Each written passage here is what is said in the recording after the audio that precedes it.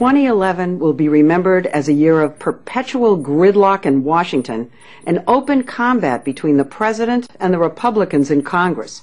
There was a litany of standoffs, from 3 near government shutdowns to a stalemate over raising the debt ceiling to the latest skirmish over extending the payroll tax cut.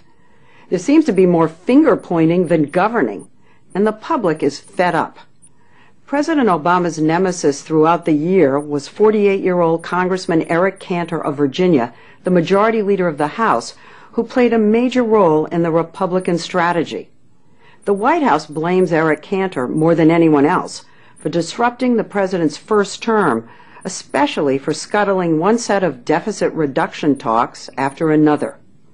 We spoke to the majority leader recently and asked him why everything in Washington turns into a fight. I understand people's frustration. I really do. I mean, there's a lot of people unemployed, a lot of people who've lost hope right now. But they're frustrated with the Congress, that you're playing games, it feels like. There's no games. What we're trying to do is trying to do what's good for this country. Why go through this brinksmanship, gainsmanship, one-upsmanship? Explain it. Maybe there's a real good answer. But ultimately, this is part of the legislative process that I know it's frustrating. I live it.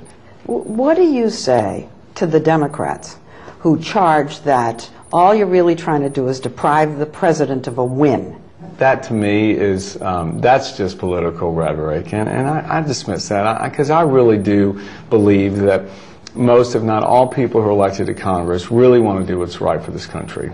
You've got a 9%, the Congress has a 9% approval rating. What do you think this conveys about confidence in our government? Don't you think this is shredding that? Well, I think that ultimately the confidence comes from good results.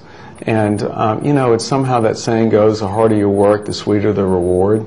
And we're certainly being put to that test right now. I'm going to keep on talking to Eric Cantor. Someday, sooner or later, he's going to say, boy, Obama had a good idea. President Obama has made Eric Cantor the face of what he sees as Republican inflexibility. Cantor has fought the president's policies at every turn, including using his authority as majority leader to prevent a vote on the president's jobs bill. I'd like Mr. Cantor to come down here to Dallas and explain what exactly in this jobs bill does he not believe in. Cantor would say what he doesn't believe in is spending government money to create jobs.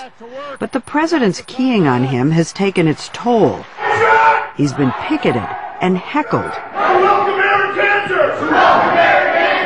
He has fallen in the polls, and so has his party, as, according to a CBS News poll, the public blames them more for the gridlock in Washington. Hi, everybody. Driving much of the gridlock is the large Republican freshman class in the House. A 2-month extension to the payroll tax bill and to unemployment is a non-starter. Eric Cantor was the one who went out in 2010 and recruited most of the freshmen, who are conservative and backed by the Tea Party. Continue to stay focused on economic growth and job creation. He meets with them regularly, and several of them told us Cantor is their inspirational leader and father figure. But Eric Cantor does not want to be seen as unreasonable. To prove that he's been accommodating, Cantor told us that during his budget talks last spring with Vice President Biden, he endorsed over $200 billion in revenue increases. So you were in favor of reducing some of the loopholes? Absolutely. I said that at the very beginning. Like what? He says he was willing to get rid of tax breaks for the oil and gas industry and corporate jets and increase the special 15% tax rate on partners in private equity firms and some hedge funds. We have a tax code that is littered with preferences because people who figure it out come to Washington with their influence and go and get provisions in the tax code that favor their industries. But then he imposed a condition the Democrats would not accept. He wanted every dollar of new revenue offset by equal cuts in tax rates. That is the crux of the stalemate hovering over Congress on almost every single fiscal issue. Let's just make sure we're revenue neutral at the end, okay? So there'd be no there would be benefit from revenues toward the deficit. Well, if you want to raise taxes somewhere, we want a corresponding offset for the broader goal of lowering rates for everyone. With both sides dug in, 5 attempts to get a deficit reduction deal failed. Cantor then proposed that the two sides put off their major disagreements and just vote on what had been agreed to in previous negotiations, which was roughly $10 in spending cuts for every $1 raised through revenues. That set off a testy exchange between Cantor and the president at a White House meeting. Didn't the president say, repeatedly in the meeting, that he wasn't going to agree to it without more revenues? Who's not compromising there? Who's not compromising there? Well, they would say you, because you just wanted spending cuts. And I'm just trying to figure out where's the compromise coming from. Where is the compromise? Well, again, there's plenty of compromise. We all know that there are ways to reduce spending in Washington. Okay, yeah, but what about revenues? A compromise. You wanted the spending cuts. They wanted revenues. But my assertion at the White House meeting was, look, take the progress now, because look where we are now. We didn't take any of that progress, and we are worse off now than we would have been if we had just said incremental progress is a good thing. So let's go ahead and do that. But the president said 10-1 was unfair and too imbalanced.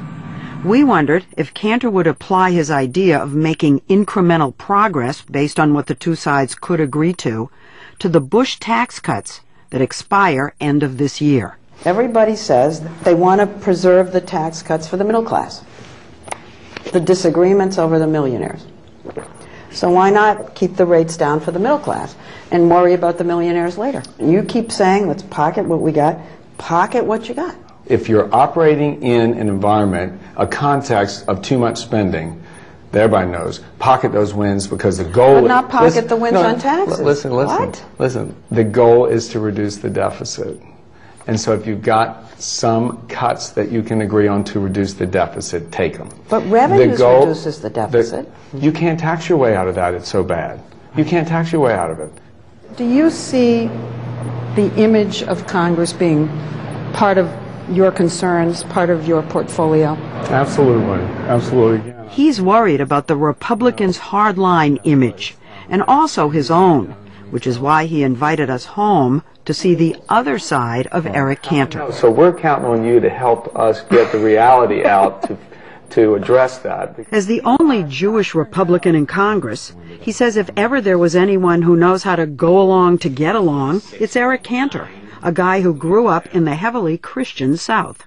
I'm sure there were times at which I was very aware of not being like others. At home in Richmond, Virginia, he kept kosher and studied Hebrew. But at his elite private school, as one of only a handful of Jewish students, he just tried to blend in. Every morning we'd go to chapel at the collegiate school. And, oh my goodness, really? Yes. Typically the program wasn't always religious, but there was always a prayer involved. Well, what about Christmas? I was in Christmas pageants. I sang, I was in the choir, and I was singing the Christmas carols. Did it make you uncomfortable? No. You're going to be on the camera. Cantor wanted to introduce us to his family. His wife of 22 years, Diana, daughter Jenna, son Evan, and the only child still at home, Michael.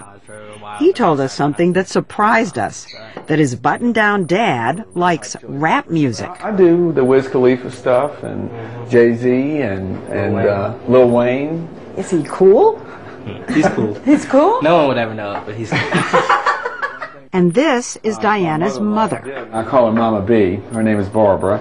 Your mother-in-law lives with you? Absolutely. Absolutely. We couldn't do it without her. Obama, president, has the same thing. Yes. You actually have a connection. We do. We talk about that a lot, actually. Yeah. Have you talked to does the president know? Yes, yes. Mm-hmm. When they met, Diana was working at Goldman Sachs in New York. She still works in finance as a partner at an investment management firm. When I met Eric, I saw that it's good to be Republican, too. There you go. Both his mother-in-law and his wife were liberal Democrats, and while they have converted to the Republican Party, their beliefs don't always jibe with the congressman's. So you're pro-choice? I am. Gay marriage? What does that mean? You disagree with him? I do disagree. there's really that respect, and if I expect him to respect my views that could be different, I certainly need to respect his. Given his upbringing and his marriage, Cantor says he's nothing like the intractable obstructionist the Democrats say he is. Nobody gets everything they want. And so, that's just exactly your image, that you want only what you want. But it's just, I hope I'm not coming across like that now, because it's just not who I am. It really is. So are you ready to compromise? So I have always been ready to cooperate. I mean, if you go back to the What's the difference between compromise and cooperate? I would say cooperate is, let's look to where we can move things forward where we agree. Compromising principles, you don't want to ask anybody to do that. That's who they are as their core being. But you know, your idol, as I've read anyway, was Ronald Reagan. And he compromised. He never compromised his principles. Well, he raised taxes, and it was one of his principles not to raise taxes. Well, he also cut taxes. But he did compromise. Well, that's not true, and I don't want to let that stand. And at that point, Cantor's press secretary interrupted, yelling from off camera that what I was saying wasn't true. My fellow Americans, there seemed to be some difficulty accepting the fact that even though Ronald Reagan cut taxes, he also pushed through several tax increases, including one in 1982 during a recession. Make no mistake about it. This whole package is a compromise. We, as Republicans, are not going to support tax increases. So we've seen the two sides of Eric Cantor, the push and pull between his hard-fighting style on legislation that appeals to his party's conservative wing and his warm, Southern gentleman demeanor. This is a nice big office. Well, this is it. In Republican circles, he's seen as an ambitious man on the rise, whose goal, it seems, is to one day be Speaker of the House. For now, he's working on humanizing his image and presenting himself as more reasonable. As an American, are you proud of the president? He is my commander-in-chief. Okay, I respect the man. I like the president. The disagreements that we have are policy-based. He's got a lot on his plate. I respect that, and I want to continue to try and work with him. So it's not a personal animosity between the two of you? No, certainly not. Certainly not from my perspective.